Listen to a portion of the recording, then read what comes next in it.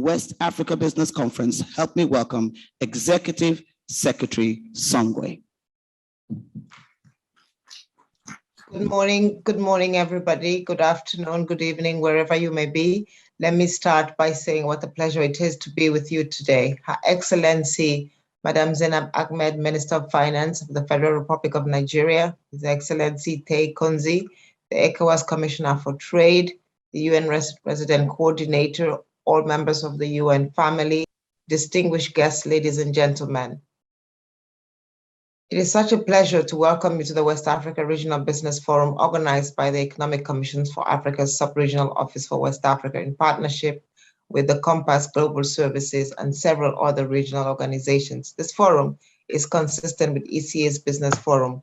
We organize once a year on the margins of the African Union Summit, essentially to facilitate the conversation between the private sector and policymakers, but also to ensure that particularly the youth and women have a voice in decisions that are being made that determine whether or not they have access to business and whether they can sustain their businesses. Good afternoon, Honorable Minister. It's a joy to have you on. And of course, we are expectant to hear how you will direct the interventions. Thank you. Thank you very much, Dayo. Good afternoon.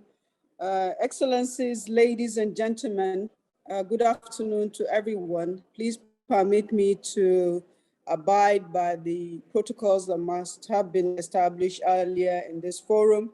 I'm delighted to be a part of this landmark event that provides an opportunity for businesses and business champions to interact with women and with youths across our region, as we leverage on the Africa Continental Free Trade Area Agreement, the AfCFTA, that seeks to improve the export capacity of both formal and informal service suppliers, with particular attention on micro, small, and medium enterprises, as well as on women, on youths, and service suppliers.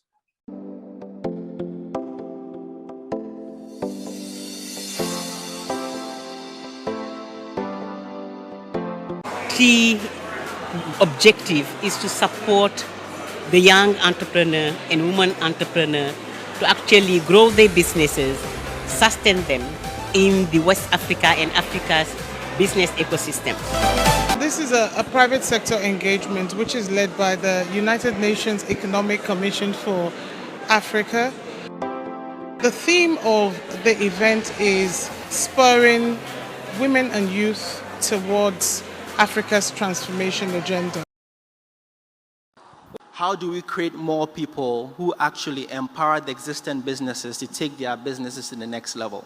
Because there are some people who are not essentially designed to be entrepreneurs. There are people who are designed to actually help support others build companies. How do we create African data scientists who can solve African problems and really help propel the continent forward? How do we identify high potential talents, add value to them, and then connect them to industry? And that's how Blossom Academy was born.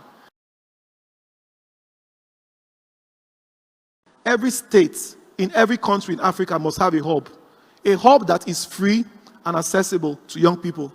It is non-negotiable because the hubs are the universities of the future. That's where they can scale up, that's where they can collaborate, that's where they can acquire what they need to acquire. And literally every tech company here must have that hub mindset where they can allow for filtration of ideas, right? What we do at Famila is we try connect farmers directly to market. Why, you may ask? Because we find that there are relevant players across the supply chain who then eat into the farmer's money and the buyer ends up paying more. We came into the space and we introduced a software platform where buyers can then have visibility of farmers' produce and farmers can connect directly to buyers, making up to 25% more.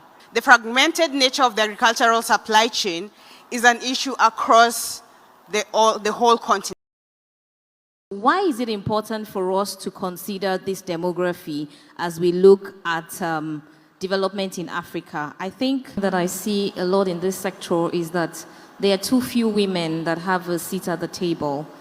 And I think that one of the ways that we can change this is by ensuring that, more women are educated, they have more information, and we enhance their capacity to understand the processes and systems around real estate investing, and participating in the sector.